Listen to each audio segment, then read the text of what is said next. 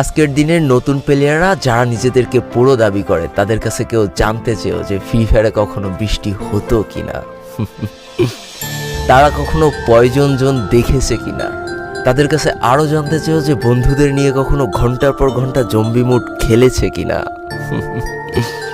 তারা কখনো ওল্ড প্লেয়ারদের মতো পিকে নামতে ভয় পেয়েছে কিনা, তারা কখনো সারা ম্যাপ দৌড়ে দৌড়ে গুলোয়াল কুড়িয়ে নিয়ে এসে নিজের পুরো টিমমেটের হাতে তুলে দিয়েছে কিনা।